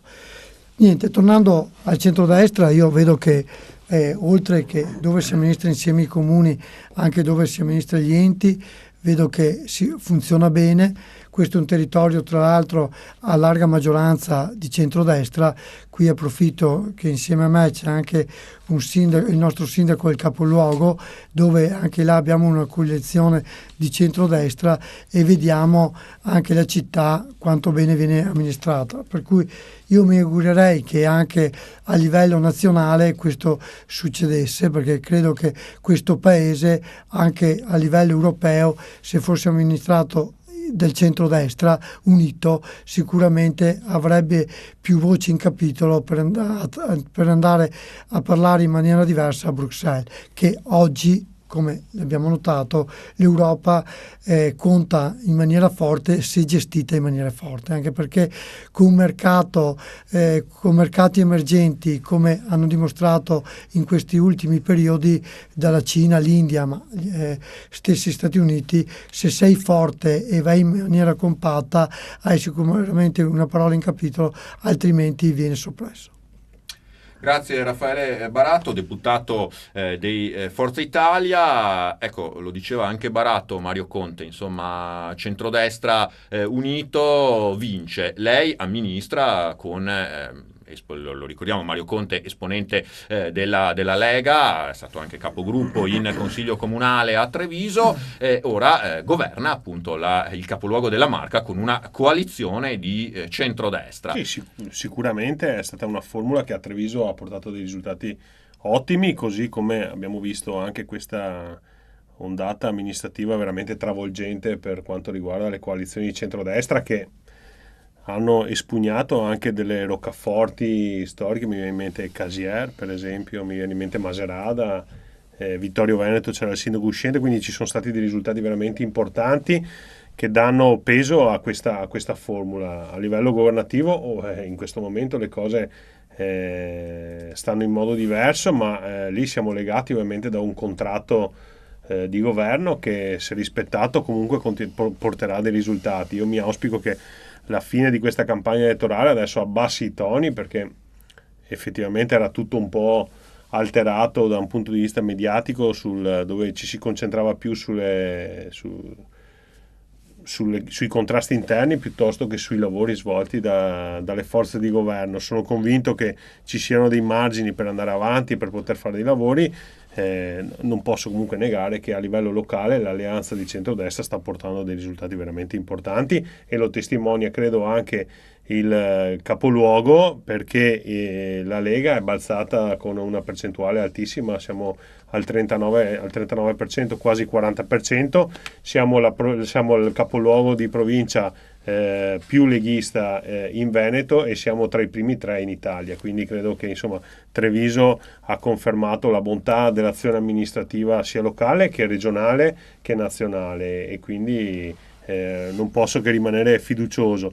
Invito tutti le forze politiche a non concentrarsi a voler ricoprire il ruolo di ago della bilancia delle coalizioni, ma essere piuttosto parte integranti, quindi cominciare anche una fase di costruzione, di dialogo, piuttosto che voler essere tutti quanti l'oggetto del desiderio per poter spostare gli equilibri. Credo che quello sia un ruolo che in questo momento la Lega non cerca in nessuno, ma è consapevole della propria forza. Oggi c'è bisogno di concretezza e di azioni concrete. Poi torneremo da Mario Conte anche per approfondire un po' il dato, insomma, delle europee. Anche con lui l'abbiamo visto prima, sentiremo anche un suo commento. E invece un commento voglio chiedere a Leone Cimetta sui dati amministrativi. Purtroppo a lei l'ingrato compito in questo caso di commentare purtroppo dei dati che non sono così favorevolissimi per il Partito Democratico. Allora, io parto da una considerazione che è quella che prima non avevo fatto con Ines Carabella, ed è la considerazione di fondo che se c'è un'alternativa al centrodestra, che è vero è molto forte in questa regione, in particolare in questo territorio, in questa provincia, siamo noi, cioè il centrosinistra, a trazione Partito Democratico. Lo dico perché il Movimento 5 Stelle, per esempio, ha deciso di rinunciare direttamente a correre la partita, si è candidato soltanto in uno dei 56 comuni al voto in questo territorio. Noi abbiamo avuto un risultato, l'ho detto anche prima, che su cui ha pesato molto ovviamente l'esito delle europee, su cui c'è sicuramente da parte degli elettori un investimento sulla Lega. È evidente che la Lega ne esce, l'abbiamo detto anche prima, come assoluto vincitore, ed è anche ovvio che metà di quei voti non sono una cambiale in bianco, sono legati anche al rispetto evidentemente di alcune promesse che, se saranno fatte, se saranno realizzate, ovviamente potranno portare a un incremento di consenso. Se non lo saranno, se non ci sarà questa percezione, quei voti non saranno scontati. Io ricordo anche al sindaco Conte che nel 2014, quando abbiamo avuto l'impennata del 40%, in comune di Treviso il PD ha avuto il 46,6%. 4 anni dopo abbiamo poi perso il comune, e appena prima abbiamo perso malamente le politiche. Ovviamente Conte non questo può stare del tutto tranquillo. Sì, diciamo sta guffando, no? Beh, anche il mio ruolo dopo tutto. Per cui al di là della facile ironia, è chiaro che questa è una fase particolare in cui c'è una fortissima luna di miele con un governo insediato da un anno, in una situazione anche in cui ci sono due leadership all'interno del governo che stanno anche combattendo fra loro su molti temi, ce lo siamo detti prima. Noi come opposizione, ma vale anche ovviamente in dimensione diversa per le altre forze di opposizione, ci limitiamo a dire che questo secondo noi è il peggiore dei governi possibili, perché non sta portando a casa nulla per il paese e per gli italiani, sta portando a casa soltanto 2 campagne elettorali uguali e contrapposte da parte dei 2 contraenti il patto di governo. Nel momento in cui fra un anno, fra 6 mesi, mesi queste due forze politiche si renderanno conto di non avere più l'interesse a stare insieme, non per il bene dei cittadini, ma per il proprio tornaconto personale, probabilmente faranno scelte diverse. Non sta neanche a noi decidere questo come posizione. Noi prendiamo atto del fatto che ciò che sta venendo fatto non ci va bene. E allora è chiaro che quello che succede anche nei comuni da parte nostra è che, anche se pur ovviamente nel rispetto per quegli amministratori anche di centrosinistra, penso a Zero Branco, penso ad Asolo, penso al caso di Monastier, per esempio, ci sono anche dei comuni in cui comunque amministrazioni di centrosinistra sono state premiate e altri in cui è stato vincente un modello diverso rispetto ai sindaci della Lega. È chiaro che molti dei comuni in cui la Lega e il centrodestra unito ha vinto sono dovuti, ce lo siamo anche detti prima, anche a un effetto importante di travaso elettorale dai voti delle elezioni europee. C'è stato un trascinamento molto forte dei voti europei, questo è innegabile. Per cui è chiaro che se quei comuni tra 5 anni, tra altre elezioni europee, dimostreranno di non aver incontrato le esigenze dei cittadini, se ne discuteremo ancora. Darli come grandi espugnazioni di comuni, di roccaforti rosse del centrosinistra, sicuramente è una cosa che è nel diritto di fare da parte di Conte e della sua forza politica. No, è evidente che è nel vostro diritto farlo, così come abbiamo fatto noi 5 anni fa con Vittorio Veneto, 6 anni fa con Treviso. Ride bene qui ride ultimo, si dice. Adesso in questo momento noi abbiamo perso questa tornata elettorale, adesso quando ci saranno i dati più approfonditi sui 4 comuni sopra i 15.000 abitanti, che sono quelli, mi sembra, sotto Preganziol, su cui manca ancora una certezza, a parte, dico, Vittorio Veneto, su cui mi sembra ci sia un dato consolidato, faremo anche noi le nostre valutazioni in modo più netto. È chiaro che pensare che si tratti soltanto di un investimento sui sindaci scollegato da quello che è successo sulle europee sarebbe anche fazioso, ecco. A proposito appunto di dati, andiamo subito a vedere un aggiornamento da paese, com'è la situazione. Katia Uberti è al 49,33%, poi di fatto un pareggio tra gli altri due candidati che si spartiscono in modo pressoché uguale il restante pacchetto di voti tra Rossella Lorenzetto, centrosinistra in questo caso, al 25,5% e Martino De Marchi è al 25,15%. Quindi stando così le cose si profila un ballottaggio con un netto vantaggio di Katia Uberti, che però è lì per raggiungere anche il quorum al primo turno. Lo diciamo, siamo a un terzo delle schede scrutinate e quindi soprattutto rispetto a ballottaggio o vittoria al primo turno la situazione può ancora cambiare, e se ballottaggio sarà bisognerà vedere chi dei due sfidanti poi andrà a contendere la poltrona di sindaco a Katia Uberti. Questo è l'aggiornamento da paese. Raffaele Baratto, ma questa è allora un centrosinistra, ma anche una Forza Italia che governa con la Lega a livello locale, non a livello nazionale. È un problema da risolvere? Beh, io mi auguro che davvero si possa rivedere un attimo questa situazione, perché credo che attualmente questo governo non stia dando soprattutto a questo territorio quello che si merita. Parliamo per esempio dell'autonomia. Io mi auguro che una volta per tutta venga decisa questa situazione, perché credo che quando si è andato a votare quel referendum credo che i risultati siano stati chiari per tutti, e però il risultato a oggi non viene portato a casa. Io mi auguro che venga fatto il primo possibile, anche perché sennò i trevigiani ma soprattutto i veneti si sentirebbero presi in giro. Dopodiché c'è anche la questione delle banche, che anche lì tanto se ne parla, però a oggi ancora risultati concreti non se ne sono visti. Io mi auguro davvero che dopo questa, loro lo chiamano scaramuccia elettorale, ok? Però io credo che chi governa dovrebbe essere al di sopra di questo, però vabbè, prendiamone atto, ma visto che oggi è finita la campagna elettorale, da questa sera in avanti mi auguro che i risultati si portino a casa. Io credo che però la Lega con i 5 Stelle davvero un dialogo costruttivo vada male a farlo, anche perché con chi su qualsiasi cosa dice sempre no, credo che venga fatica a portare casa, ma soprattutto a amministrare un territorio e un paese come questo. Per cui io mi augurerei che a breve, prima possibile, venisse staccata la spina, perché qualcosa davvero questo paese ha bisogno si cambia. Dopodiché, che Forza Italia debba rivedersi anche al proprio interno, sarebbe da ipocriti non affermarlo, anche perché il risultato sicuramente che ha avuto il nostro partito non è sicuramente un risultato dei migliori, per cui dobbiamo sicuramente soprattutto a livello centrale rivedere un attimo le posizioni, anche perché sennò oggi in questo modo andare a proporsi alla gente sicuramente soprattutto in Veneto, Barato, dove rischiate di essere davvero fagocitati dalla Lega, insomma. Assolutamente. Però questo è vero, però se guardiamo i risultati a livello politico, in questo caso a livello di votazioni europee, è una politica fatta dai leader, perché questo è la verità. Mentre una volta, ma questi sono i dati chiari, una volta la politica era fatta di ideali, oggi questo mi sembra viene un po' meno, perché con un buon leader, questo lo sta dimostrando sia la Lega, un po' meno oggi perché è andato un po' in penombra i 5 Stelle, ma stesso PD che gli davano non per scontato quello che è successo in queste votazioni, ma è stato cambiato il capomacchina e è stato dimostrato che era impensabile che la macchina quantomeno ha ripreso a viaggiare, che andasse così almeno non tanti anni fa, ma parliamo di un paio di mesi fa.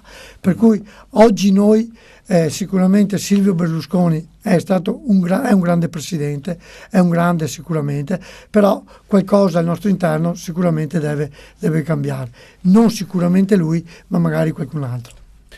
Parlava di leader, di una politica che è anche, questo è il trend un po' ovunque e non solo in Italia e non solo in Europa, una politica che è sempre più personalizzata. Allora andiamo a vedere chi sono stati i più votati in queste europee in Veneto.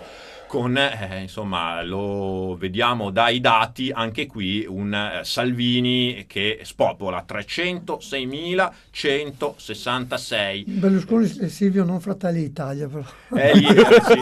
Qui giustamente c'è un piccolo lapsus nella grafica che poi correggiamo. Allora, adesso intanto vediamo un attimo mentre sistemiamo la grafica. Commentiamo subito allora con Mario Conte. Salvini 306.000 preferenze in Veneto, ne aveva prese 67.000 e rotte 5 anni fa. Sì, la figura di leader a livello nazionale e credo anche a livello europeo ormai, è indiscussa. Credo anche che il ruolo che sta rivestendo, al di là degli slogan, al di là di tutto, sta portando avanti azioni concrete, e i cittadini, i Salvini, si riconoscono proprio grazie al suo operato, non soltanto da un punto di vista mediatico, quindi credo che sia meritato. Io parlo ovviamente per i rappresentanti della Lega, perché poi vedo Mara Bizzotto che ha fatto un lavoro straordinario già da europarlamentare, e gli faccio anche i miei complimenti e gli auguri ovviamente di buon lavoro. E poi io sono contento perché da trevigiano vedo Gianantonio Toni Darè, il baffo di Vittorio, perché la campagna elettorale poi si è basata da un punto di vista mediatico proprio sui suoi baffi, ma credo che sia anche questo un grande riconoscimento per il lavoro svolto da segretario nazionale, da coordinatore della Regione Veneto del nostro movimento, e quindi sono veramente felice di vedere quei numeri là, quelle preferenze, perché sono appunto un riconoscimento da parte dei cittadini, e sono persone che comunque ci hanno sempre messo la faccia, hanno sempre lavorato tanto per i territori. Ricordo che da quando era sindaco di Vittorio Veneto, lo faceva addirittura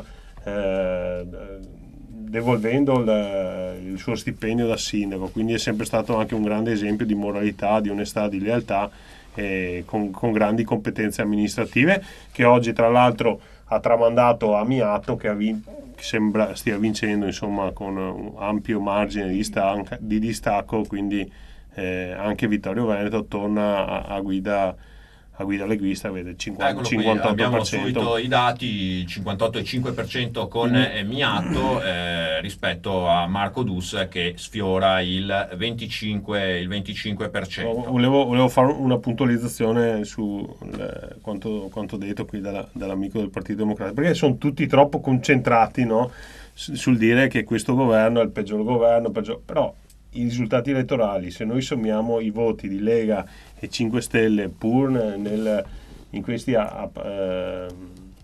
litigi apparenti, rappresentano ancora la maggioranza abbondante del paese. Quindi io inviterei gli esponenti degli altri partiti a fare, soprattutto in queste ore, poi ovviamente le dinamiche politiche portano a rilasciare certe dichiarazioni, anche perché bisogna sempre avere fiducia, però avere una visione obiettiva dello stato attuale. Cioè c'è un governo che comunque nelle dinamiche sta dando delle risposte e i cittadini gli danno il consenso. Questa è la verità. Quindi più che concentrarci su speriamo che vada a casa, cioè io mi concentrerei su proposte alternative proprio da costruire, perché continuare a criticare un governo che comunque è gradito da oltre il 60% degli italiani credo non sia la strategia corretta. Grazie a Mario Conte, sindaco di Treviso. Io so che Raffaele Baratto ha degli altri impegni che lo chiamano e quindi gli chiedo proprio un ultimo commento flash. Secondo lei cosa succederà adesso? Cambierà qualcosa anche negli equilibri di governo oppure no? Io credo al momento no, anche perché dalle dichiarazioni sono state fatte, però mi auguro che almeno si lavori, ripeto, per questo paese.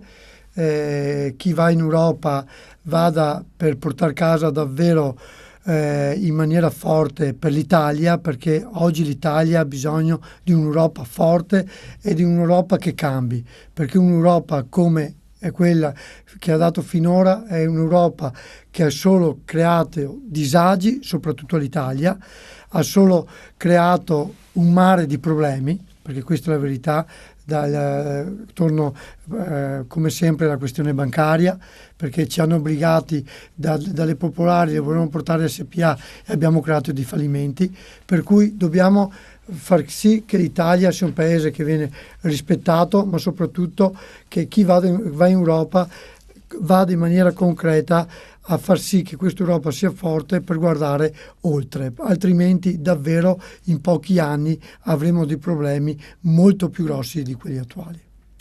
Grazie a Raffaele Baratto, deputato di Forza Italia, naturalmente anche deputato trevigiano, parlamentare trevigiano di Pederobba. Noi intanto torniamo a vedere le preferenze dei più votati, dove rassicuro Baratto che ci saluta, è stato cambiato intanto anche quel piccolo errore di Silvio Berlusconi, non Fratelli d'Italia ma Forza Italia, qui le sigle ogni tanto confondono. Noi torniamo a vedere i dati con Matteo Salvini, dicevamo 306.166 preferenze, poi il buon risultato di Carlo Calenda del Partito Democratico che in Veneto raccoglie 120.706 consensi personali. Mara Bizzotto la citava prima il sindaco Conte a 85.835 e poi andiamo in questa nostra top 10, Achille Variati a 48.278, poi appunto Silvio Berlusconi, Gian Antonio D'Arè, anche lui già citato, che sfiora quota 43.000, Giorgia Meloni a 39.995 e poi 3 esponenti del Partito Democratico, Laura Puppato, Alessandra Moretti e Antonio Silvio Calò. 2 trevigiani, tra l'altro, Leone Cimetta, che ottengono un buon consenso personale, anche se probabilmente non basterà, anzi quasi sicuramente, ormai i dati sono pressoché definitivi, non basterà a nessuno dei due per andare a Bruxelles o a Strasburgo, insomma con i due parlamenti, soprattutto Laura Puppato che in Veneto supera Alessandra Moretti, che però nell'ambito della circoscrizione nord-est, che lo ricordiamo comprende anche Friuli Venezia Giulia, Trentino Alto Adige ed Emilia Romagna, porta a casa un bottino superiore, e quindi sarà Alessandra Moretti una delle elette di questa circoscrizione. Sì, io come Veneto ovviamente, come democratico, sono molto felice che in quella classifica, diciamo in quella top 10, 5 esponenti siano del Partito Democratico, in particolare che ci sia il capolista Carlo Calenda e i 4 candidati veneti, 2 vicentini e 2 trevigiani, cioè Moretti Variati, Calò e Puppato. In particolare da trevigiano della città, quindi non ve lo voglio il sindaco, visto che è il mio sindaco Mario Conte, sono molto felice che sia anche il candidato della città, che è Antonio Calò, che mi pare sia l'unico tra i primi 10 di trevigiano del capoluogo, sì. Ecco, esatto.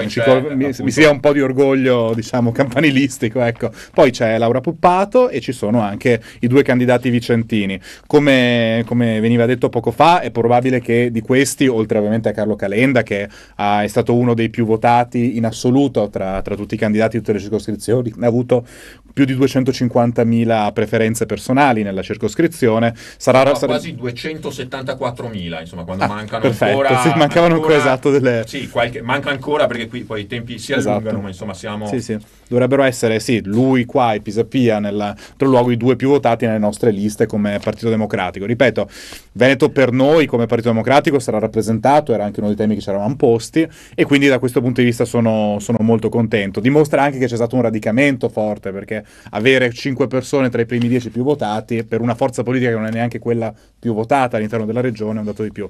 Mi sia concesso replicare una cosa soltanto al sindaco Conte.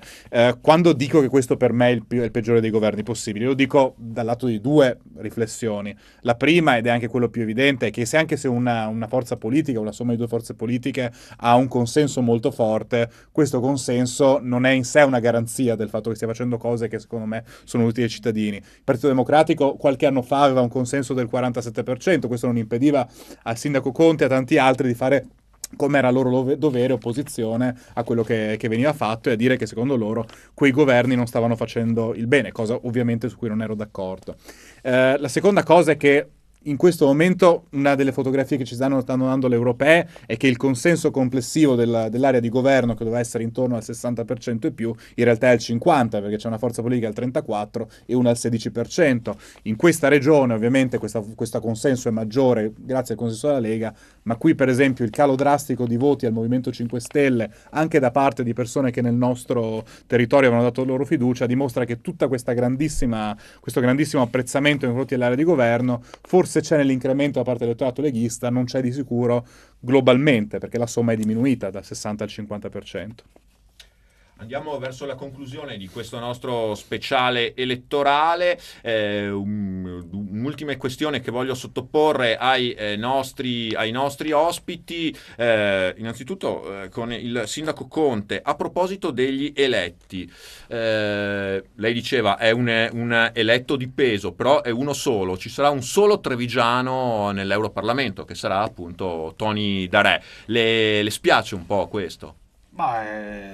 Ovviamente più rappresentanti ci sono, meglio è, però in questo caso noi siamo contenti per Tony. Poi quando si parla a livello europeo di sicuro non possiamo dividerci tra province, quindi anche la Mara Bizzotto saprà rappresentare al meglio il nostro territorio, così come tutti gli altri europarlamentari della Lega che rappresentano il Veneto potranno portare le istanze di tutti noi veneti, quindi non è tanto una questione di provincia o di città addirittura, ma qua si parla di rappresentare una nazione, e in particolare per noi un territorio, quello veneto, che sicuramente sarà benissimo rappresentato da quelli che oggi sono stati rappresentati, i candidati più votati, ai quali faccio veramente i miei complimenti, perché comunque è stata una campagna elettorale impegnativa, faticosa. Poi chi si candida all'Europarlamento ha una vastità di territorio da ricoprire, con le serate, con le presentazioni, che è veramente faticosa, stressante.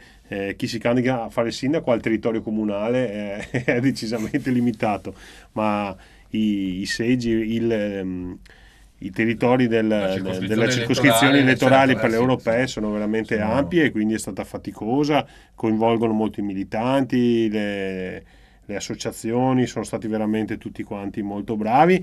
E qua rivolgo anche il mio pensiero al nostro leader Matteo Salvini, che tra l'altro come ovviamente anche Calenda, cioè quindi tutti i rappresentanti di spicco degli altri partiti hanno girato l'Italia da nord a sud, est a ovest, bisogna fare i complimenti e speriamo anche che la politica adesso si sgonfi un po' quei toni che hanno caratterizzato un po' gli ultimi giorni, si torni a pensare ai cittadini, ai loro bisogni e tutti ricominciamo a lavorare in modo responsabile. Credo che un risultato come questo per noi significa responsabilità, questo ci tengo a sottolinearlo, quindi in bocca al lupo a tutti coloro che sono stati nominati all'Europarlamento, in bocca al lupo e buon lavoro anche a tutti i neosindaci, indipendentemente dal partito che rappresentano, ma oggi comincia un percorso importante anche per loro e quindi buon lavoro a tutti. Ne approfitto per ricordare un po' anche gli eletti, insomma, che dal Veneto e dalla circoscrizione nord-orientale andranno all'Europarlamento 14 neodeputati europei, tra l'altro con la possibilità di un'aggiunta, perché sappiamo che il numero è ancora, come dire, soggetto a variazioni causa Brexit. L'Italia, insomma, ha eletto 73 parlamentari che potrebbero diventare 76 al momento in cui, qui a questo punto il condizionale è d'obbligo, si completasse la Brexit. Allora, dalla circoscrizione nord-est alle spalle appunto di Salvini, come diciamo la parte del leone ovviamente anche negli europarlamentari eletti la fa la Lega, alle spalle con 6 eletti, alle spalle di Salvini che chiaramente, come dicevamo anche prima, è nettamente il più votato, oltre 500.000 di preferenze nella circoscrizione nord-est. Poi c'è appunto una vicentina, Mara Bizzotto, poi l'altro veneto Toni Darè, e gli altri 3 eletti sono Paolo Borchia, Alessandra Basso e Elena Lizzi.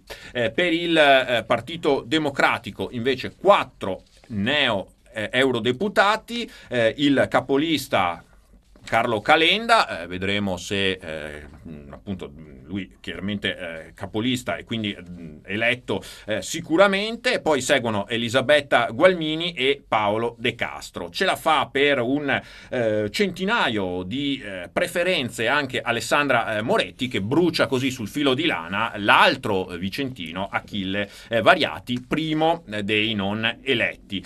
2 gli eurodeputati del Movimento 5 Stelle, Marco Zullo e Sabrina Pignedoli.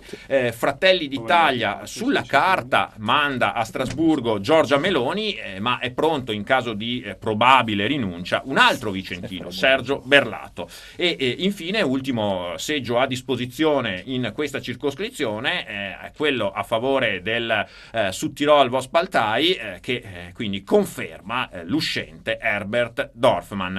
Ricordiamo che i dati sono elaborati dall'osservatorio elettorale della regione del Veneto, quando sono state scrutinate 1598 schede 1598 sezioni su 11.652 totali. Bene, siamo davvero in chiusura. Un ultimissimo flash con i nostri ospiti, mentre rivediamo anche il dato di Vittorio Veneto, il più popoloso dei comuni al voto, con Antonio Miatto a questo punto 26 sezioni su 33 scrutinate. Il vantaggio del candidato del centrodestra sembra davvero difficilmente colmabile, 57%.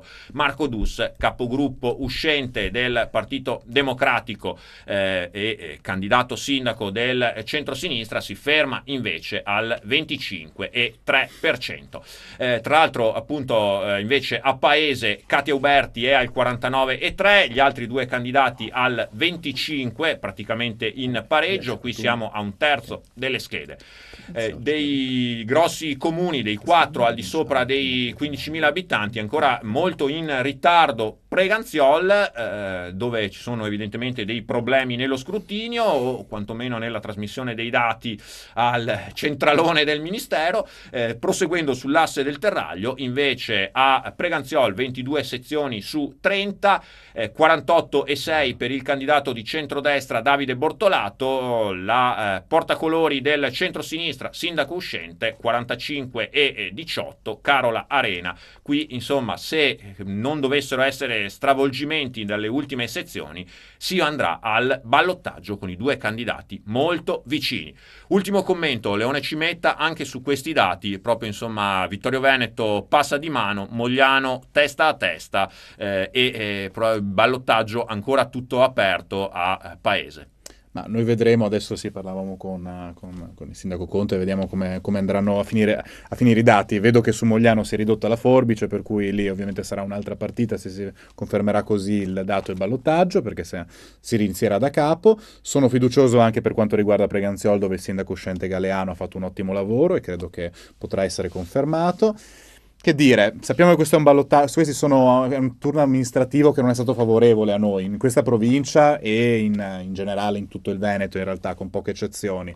Chiediamo comunque di riuscire a poter riprenderci e che i sindaci uscenti che non sono stati eletti o i nostri candidati che non sono stati eletti non sono stati scelti soltanto per loro mancanze. Spesso hanno subito e purtroppo hanno patito quello che è stato un influsso nazionale che li ha penalizzati. Io mi unisco però in questo a Mario Conte nel fare l'in bocca al lupo da parte della mia forza politica a tutti i candidati sindaci che sono stati eletti, ovviamente a tutti gli amministratori che li accompagneranno nel loro percorso amministrativo. Questo perché al di là del colore politico è importante che passi il messaggio che in questo territorio, in generale in tutto il paese, chi ha un ruolo istituzionale deve in primis essere il sindaco di tutti i propri cittadini, il presidente di tutti i cittadini della propria provincia, di tutti i cittadini della propria regione e così via. Spero che su questo ci sia, come deve essere in tutte le amministrazioni, una collaborazione molto forte tra i comuni e tra le istituzioni, anche quando sono di colore politico diverso. Mario Conte, appunto, nuovi sindaci, qualche riconferma, molti nuovi sindaci, insomma, sì, lei che ormai da più di quasi un anno, insomma, questo è un po' il bello della sperimentando. politica, no? Ogni 4-5 anni ci si ritrova, uno è contento, uno è triste, l'altro è contento, però in realtà mi piace molto lo spirito di Leone, che tra l'altro è oltre che un avversario politico è un amico, quindi mi piace anche confrontarmi. Io sono molto soddisfatto anche in quei comuni che in realtà stanno lottando per il ballottaggio, perché comunque noi saremo l'amministrazione uscente era del Partito Democratico, quindi è già un bel risultato essere arrivati in vantaggio al ballottaggio. Credo che Paese, mi arrivano notizie magari un po' più fresche dalle sezioni direttamente, e credo che ce l'abbiamo fatta già al primo turno. Adesso stiamo aspettando Preganziol, che lì non si sa, che nemmeno a noi arrivano notizie. Al momento sono 3 sezioni scrutinate, il sindaco uscente Paolo Galeano al 51%, la sfidante di Mogliano, centrodestra Salvati al 48%. Mogliano stiamo lottando, quindi sono contento che in altre realtà invece ce l'abbiamo fatta, come con Canaretto piuttosto che a Maserada e in tanti altri comuni. In altri ci siamo riconfermati, segno evidente che comunque c'è stato anche tanto buon governo. Ovviamente in questo periodo il vento tira a nostro favore, come qualche anno fa c'era l'uragano Renzi che ha portato delle percentuali importanti. Io sono particolarmente soddisfatto della crescita della Lega in città, questo consentitemelo, però credo che sia significativo anche del buon lavoro di governo che stiamo facendo proprio nel capoluogo. Quindi proprio prima di entrare negli studi ho mandato anche un messaggio di carica anche alla squadra di consiglieri e assessori, proprio perché è stato riconosciuto il lavoro anche fatto in città.